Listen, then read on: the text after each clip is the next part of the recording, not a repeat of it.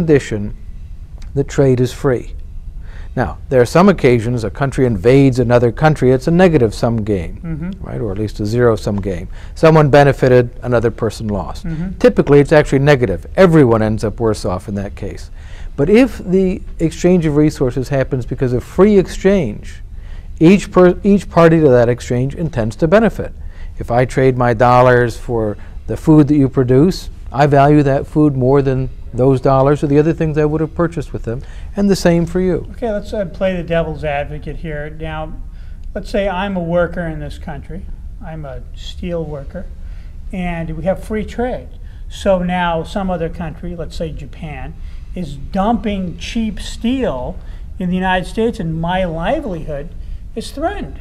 I've got a home, I've got a family I've got to take care of, I've got a place in my community, my kids depend on that paycheck. Now my steel mill is going to shut down because the people in Japan are producing this steel cheaper. What do you say? What do you say to me? Well, there's the first point is there's no difference if it's being produced more cheaply by a firm in Japan or by a firm in Texas. The great innovation in steel production in this country was the mini mill, Ken Iverson and Nucor, tremendous entrepreneurial force in the American steel industry. They totally revolutionized that because they could produce steel more cheaply. They were one of the big reasons why the major giant steel producers began to lose money was competition. And it was domestic. It was within this country. Now, if it's the case that it's across the border, what does it matter? It still means that the rest of us are getting steel more cheaply. That's good for the construction industry, right? It's good for the automobile industry. It's good for the tractor industry. Every steel consuming industry in the country. Steel is a very good example. For every person employed in the steel industry, there are 40 people employed in industries that directly use steel as an input, right? Automobiles is a really obvious example, aircraft and so on. If in fact you keep the price of steel higher in order to protect that job there, what's the consequence? Well, it comes at a great cost. 40 other jobs. You're not going to lose 40, but you're going to cause tremendous harm to other industries. I don't see any justice in that. The harm is done somewhere. What's happened, what you're also saying is what's happened at my steel mill is my steel mill did not innovate. It wasn't taking advantage of new technology, new techniques, and we started to produce. That might be one reason. Cheaper. There are a lot of other things that could account for that. For example, the buggy whip industry, not very big anymore. Used to be a big industry in the United States. A whole range of industries that have been displaced. The typewriter industry. They used to employ thousands, hundreds of thousands of people. There were special typewriter repairmen who come to your office and fix your typewriter. When was the last time you saw one of those people? Well, what happened to them? Hopefully now they're fixing computers.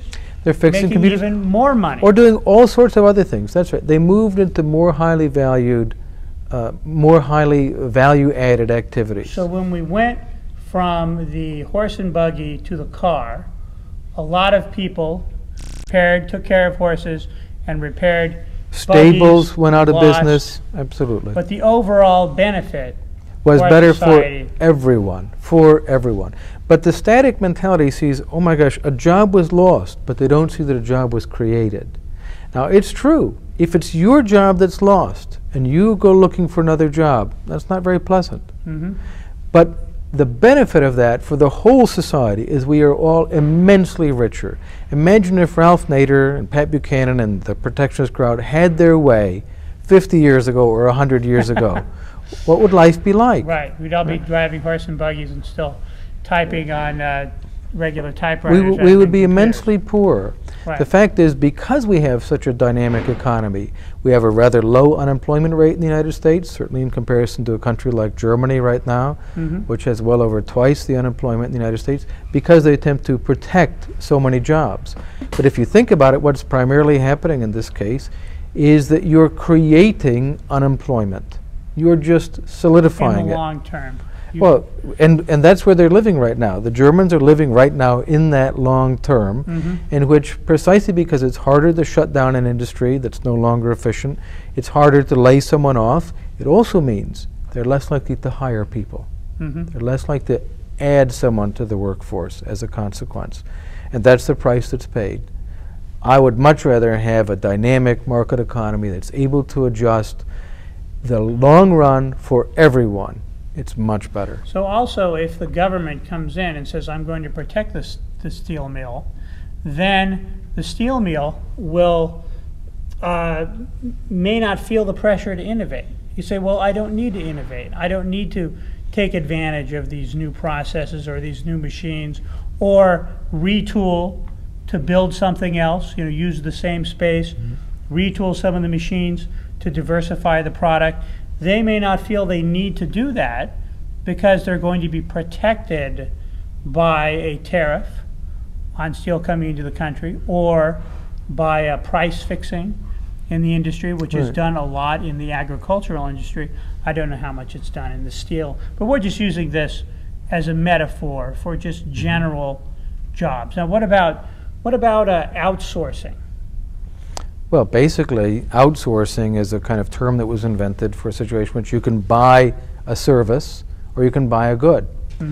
If, for instance, take the case of telephone call centers, which have been outsourced to India and Ireland and other countries where you have large populations that speak English and can be technically competent to handle all sorts of difficult problems about billings, about computer software, and what have you.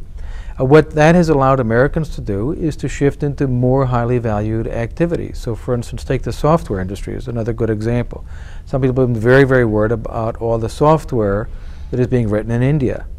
What's happening is that American firms and American software engineers have shifted into design and into the areas where they add more value, and code writing is being done abroad.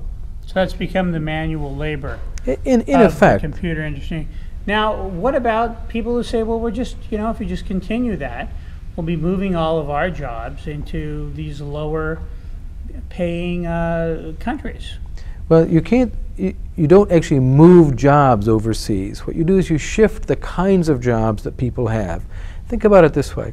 If someone in another country is producing a good or a service that we purchase from them, they want something in exchange for it. We have to produce a good or a service in exchange for that, or transfer to them some kind of an asset. It's either a good or a service or an asset, shares in firms and so on.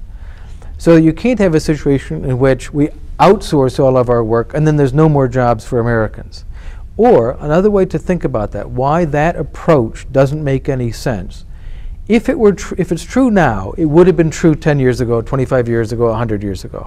Right? There's been huge amounts of technological change and huge increase in international trade and outsourcing, if you will. We would already be living in the apocalyptic, scary future that Ralph Nader predicts, which of 100% unemployment. We don't live in that world. That tells you there's something wrong with that understanding, that theory about international trade. Also, the Japanese people in this country used to complain that the Japanese cars were cheaper because they were paying their workers less over there.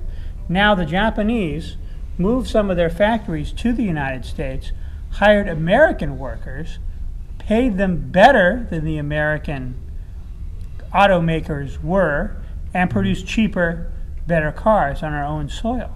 So what we need to do is we need to make sure our economy is a place where we can be outsourced to.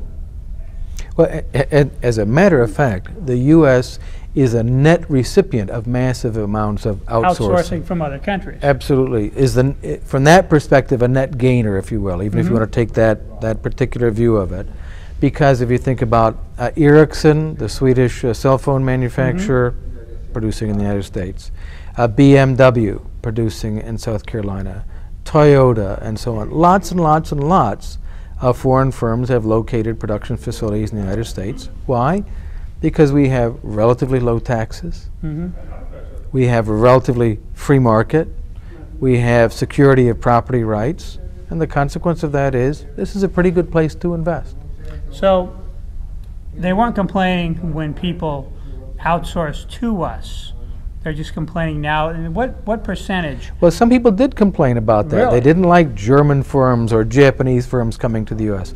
I have to say that's basically just kind of dumb nationalism. There's really no excuse for that mentality, to be so consumed with hatred that you don't like the fact that a German entrepreneur, Korean, would be doing business in the United States. If their employees are unhappy,